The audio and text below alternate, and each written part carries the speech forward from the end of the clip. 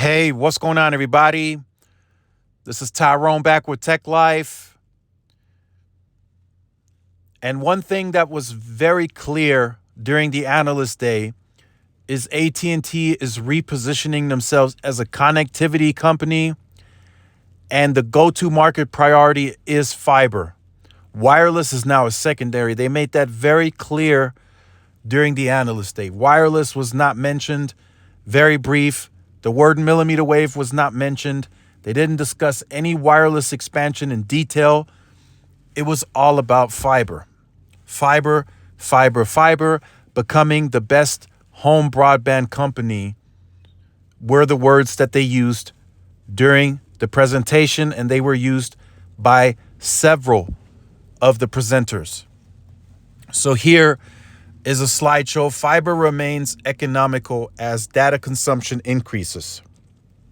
So AT&T pretty much gave us a 2-hour presentation indirectly telling us that fixed wireless access is not the answer.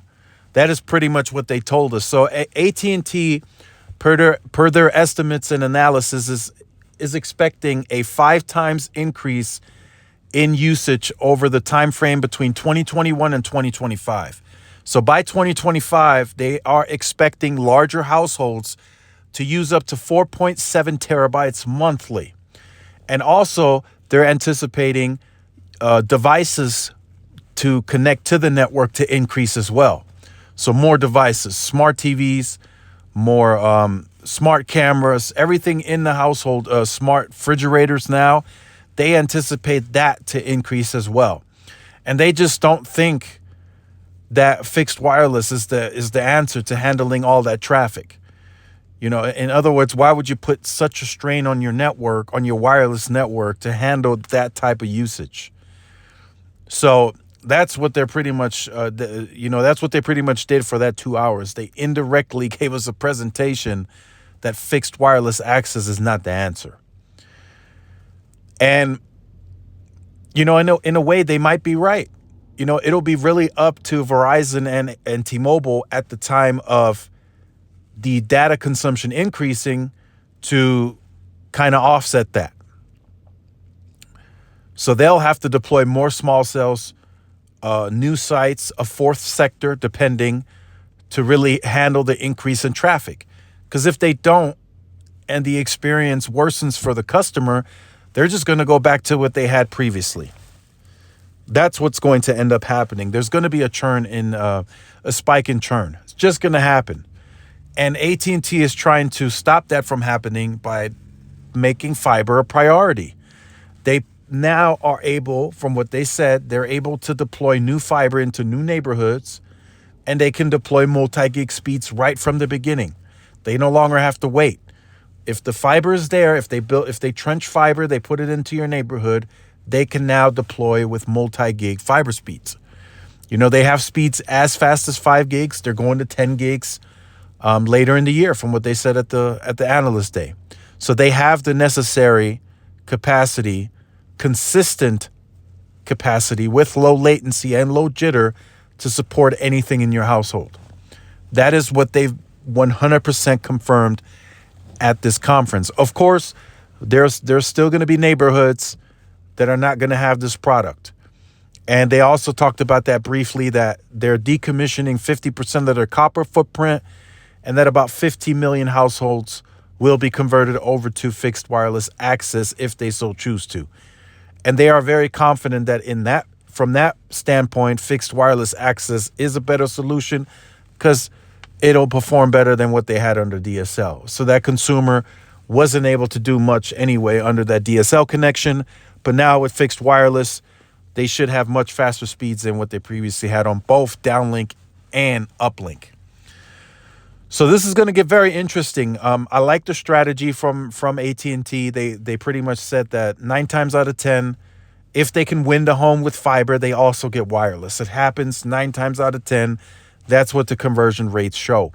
So they want to get that fiber product into your house, and they have to translate to the market, or the consumer, I should say, why it's necessary to have that product, or why you should have that product versus cable and versus fixed wireless access. So on AT&T support page, it really states in detail that, okay, these are the speed tiers that we offer, and this is how many 4K streams that you can do, per the speed tier. So if you get the 300 megabits down, you can use 2 TV 4K streams or 3. Just for example, that's what they're stating on their website. Now, I tend to agree with the consistency of the connectivity, because if you have fixed wireless access in your house, just for an example, you get, let's say you're getting 300 megabits a second or 250, right? And let's say you have 3 4K TVs that are streaming at the same time. Now, that connection should be able to handle it. But what if there's a dip, right? So what I've been experiencing in my testing recently, I usually get between 100 to 150 now consistently. But during some of the peak times, again, fixed wireless access is not the priority on the core. It's wireless. So if there's any wireless traffic that's heavy, it'll slow down the fixed wireless access speeds, right? So there are some times where I noticed that it dips into the 50s and the 60s. Now, what do you think is going to happen if I stream 4K on 3 TVs at the same time and my connection dips down to the 60s, right? One of those streams is going to start buffering.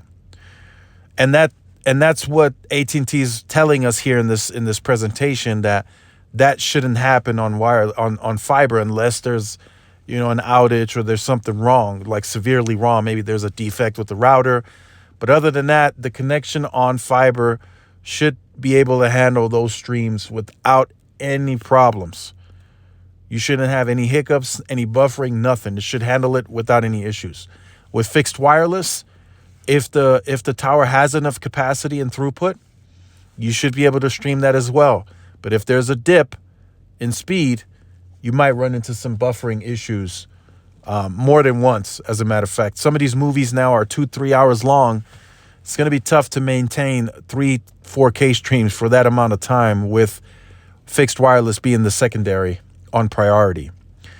And also, again, like I mentioned, the increase that AT&T is anticipating by 2025, even if T-Mobile cuts off the neighborhood, like say, okay, you can't add any more fixed wireless customers to the sector, if they are also experiencing that type of data consumption increase on a per year basis, then they'll have to make some moves as well.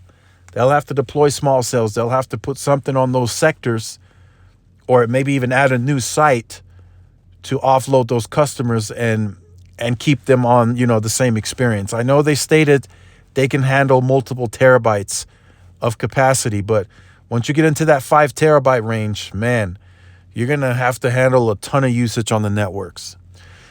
So let me know what you think about this key strategy change for AT&T. Could it be the success that they've been wanting the market? They think so. I mean, the stock increased shortly after the analyst day. They did like the $8 billion in dividend payouts that are coming. So the market reacted positively to the news. So again, make sure you like, share, subscribe to the channel. Follow the social media outlets for more updates and interactions. This is Tyrone with Tech Life. I'll see you guys in the next one. Peace.